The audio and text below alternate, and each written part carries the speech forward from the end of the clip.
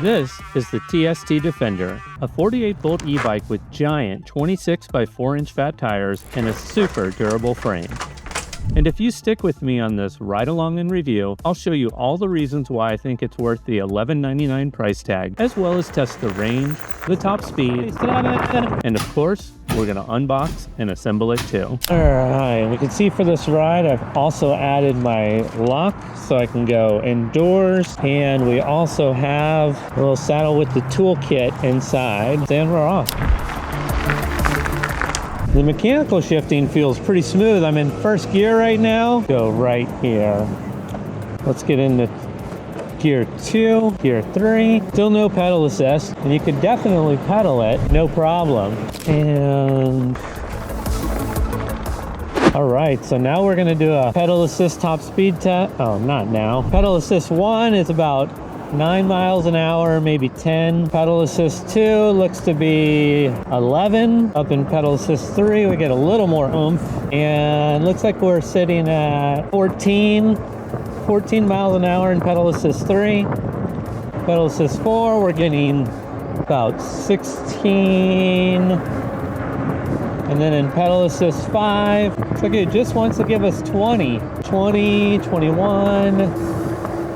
But the claim top speed is 28. So I don't know if there's a setting you can change, but it looks like out of the box, yeah, it feels like the motor cuts out right there. All right, I'm gonna check in on this. There's probably a setting I have to change, but the motor's cutting out at right at 20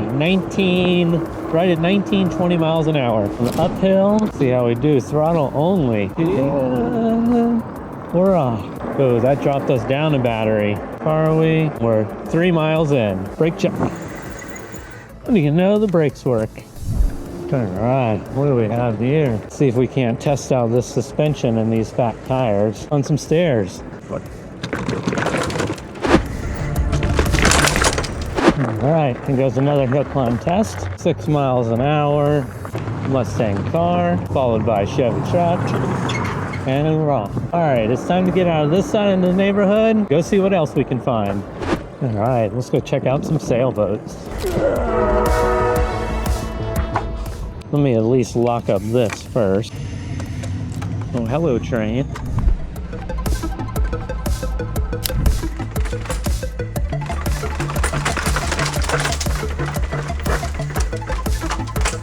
So even though these suspension forks don't have lockout or adjustment features, they still have, I think, 80 millimeters of travel, and that should be plenty enough for regular use. And we are 4.5 miles in, and we're still showing 5 bars of battery. The claimed range is 65 miles. I don't think we'll get anywhere near that, but maybe we'll get 20 or so. Let's keep going and find out. I'm also noticing at this point that it didn't come with a horn. Just one of those ways that you cut a few corners to save on price. You can definitely add one, but it would be nice if it came with one, especially if you use public trails like I do. Okay, I figured out how to unlock the top speed. You'll see right now, with no weight on it, gets up to 19. But if you hold down plus and minus to get to the settings, press the headlight button to get to P3, setting 3, and then you change that from 0 to 1, that will increase the speed to 28, like so. Now 28 miles an hour. So now we should be able to get those 1300 watts of peak output and that 28 mile per hour top speed. Let's see. All right, we've got a railroad crossing. Gonna need this. Yeah, you can really feel that power boost now that I changed that initial setting. So now let's go ahead and get on it. We got 22. Ooh, gotta slow down a little bit. Again, this is where it would be nice to have a horn, but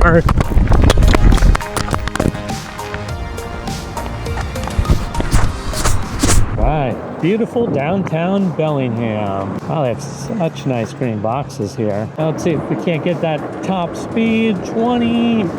Oh, try that again. It's gonna go around here and see what that top speed is again. Oh, we'll have to try up here. All right, top speed test, take 27. All right, we're still getting juiced for f***ing A. Screw this. Here's the first look inside that box. We got the rack. We got the seat. Let's go ahead and cut some of these main wire ties. Here's that 26-inch tire. Jeez, these things are like motorcycle tires, almost. And the brakes are 180 millimeters. Here's that down tube with the internal battery. And the branding on this bike looks pretty cool. We'll get that battery out in just a minute. Here we have that Obsco branded motor. And in our box we have dry Nico cage style pedals. We have our user manual. In here we have a small toolkit, and we have the front skewer. So we have our kickstand. Definitely gonna have to put this on. And then of course we have our TST charger. It should be a 3 amp. Yep, it is a 3 amp charger. So this is a little bit of a faster charger than you usually get. See, here we have the keys. Here's the keyhole for the battery, and down here is the charging port. And if we drop this battery out, there is the battery size of the internal battery, and it is a 48 volt, 15 amp hour battery, totaling 720 watt hours. And I am gonna get this guy charging. All right, 3 amp charger, do your best. Next, we install the kickstand, and I'm gonna put this whole thing together using the supplied toolkit. Okay, the kickstand goes behind this bracket, and then you install these. So we don't need this, but we do need this and this. Oh, gotta put in the skewer first. Try that again. All right, front tire works. And here's that LCD. Is there any kind of screen protector? Doesn't look like it. Guess this was the screen protector. And the fender and headlight assembly goes on like so. Fender, headlight, screw. And then of course the fenders. Ta-da! Next is the pedals. Now for that seat. Got their logo and website right here. And this is kind of plasticky. You know, I'm gonna keep an eye on this and let you guys know how comfortable it is. The forks don't have lockout or micro adjustment features. These tires are a little bit flat, so we're gonna pump them up. But it is 2024, so I'm not gonna use this thing. I'm gonna pump it up with this. There we go. And it definitely looks like an old iPad mini. You just attach their pneumatic hose, turn the power on, set your PSI, just turn it on, and 20 PSI. So if you're gonna get a fat tire e-bike, you might want an air pump like that. And then we have those really nice straight mountain bike style handlebars. And we have a 7-speed shifter, and this is not the throttle. Over here on the left-hand side is the throttle. And I do not see a charging port for your phone anywhere. Okay, let's hop up on this thing and see how it feels. Again, I'm 6 foot even, and it looks to be a pretty good solid size to me. I believe the recommended rider height is 5'3" to 6'4". Go ahead and lower the seat.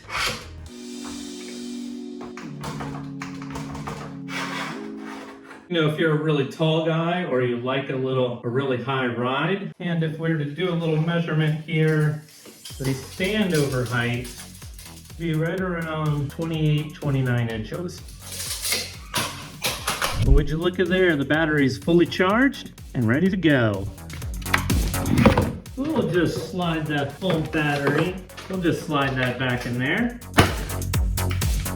And the wheelbase is 45.5, 46 inches. And if we step into the cockpit, turn the power on, we have a nice color display. Pretty simple, but it looks like we have the pedal assist, the miles per hour, and your battery capacity. Looks like we have 5 levels of pedal assist. That turned on our headlight. And let's go ahead and peel this off. That battery weighs 8.8 pounds. Then the bike and I together weigh 246.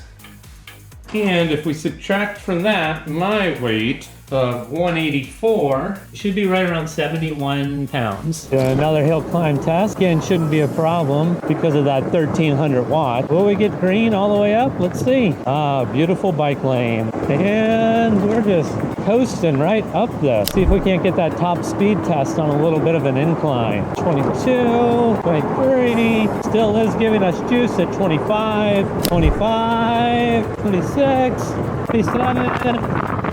Yeah, that seems about right. It's a little bit of a headwind. Looks like I got it to right at 27 miles an hour. Ooh, Wendy's. God, I love these bike lanes. Look at how awesome this bike lane is. Can you believe this right now? Oh, travel with care. How nice. Look both ways. All right, we just crossed 10 miles. And one of the things I have to note is the mechanical shifter is right where the quarter twist grip throttle usually is. You might find yourself doing this. But having that said, the shifting is great. I just realized I didn't really tighten down the LCD. Good thing for me, I brought the toolkit. Battery and the toolkit. And we should be good. Yeah, much better. This is a KMC chain and this drivetrain is pretty quiet. And that chain guard is double-sided, so you have less of a chance of your chain slipping off. And here's those Nico pedals. Again, this is the TST Defender in black, but there's also a gray option. Now these grips are pretty high quality rubber. They don't feel plasticky or cheap. Now I also wasn't entirely sure how this Hovsco hub motor was going to perform, but we're over 10 miles in and it seems to be doing pretty good. It's not overheated or anything like that. Now the seat after 10 miles does feel a tad plasticky down here, but the seat itself, it's been comfortable enough so far. How do we get out of here? I'm a little bit lost. Let's see, where do I go from here and pull over? Well, we're here. We are almost 11.5 miles and we still have 3 bars out of 5. All right, facing the downhill. We got that 26, brake check.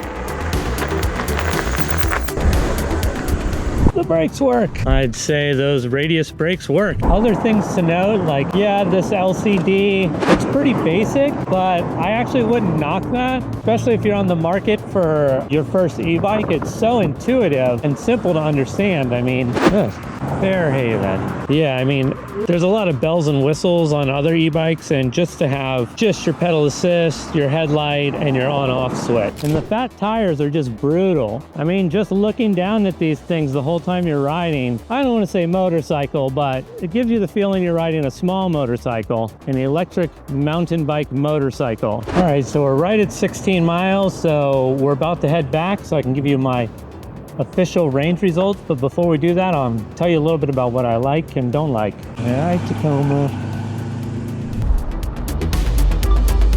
Meanwhile, things that I like about this e-bike include the handlebars and the grip, super high quality. I like how simple and intuitive the LCD is. The fat tires are great. They don't have hippo skin, but they've worked well for me so far. I also like the suspension. It's nice and simple. You don't always need a lockout and adjustment features, so this feels pretty good for me. The top speed of 27 miles per hour is what you'd expect. I also really like the frame. I like the frame design. I like the branding on it. I like the internally housed motor. That's always a nice feature. Things I don't like, maybe the seat, but that's an easy fix. That's a $20, $30 fix right there for something nice on Amazon. The frame is also really durable, and despite having those 26-inch tires, the bike is really agile. I think because it's got a slightly narrower wheelbase. I also like the fenders. Not much to say there, but they work and they're quiet. Oh my God, and look at that buck. Oh my goodness, a buck. Huh. We have deer. The brakes work great. No complaints about the braking at all. I do like that the accessories are free, the fenders and the rear rack. Those are included. I do like that. And again, if you are looking to buy this, you'll get the best price. And if I have any discount codes as well, they'll be in that first link in the description. This is also a great bike for a first-time e-bike purchase. There's not as many bells and whistles, no app. It's just straightforward. Pedal assist and throttle, motor and battery. Okay, so it looks like we just crossed 19 miles and we have 2 out of 5 batteries. So that's 40% and 19 miles. That would give us right around 31 or 32 miles. Now let's see how easy it is to get in the back of the car.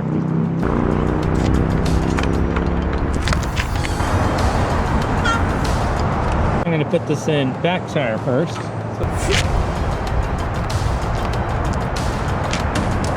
And if this isn't quite the e-bike you're looking for, be sure to check out this next one right here. Thanks, bye.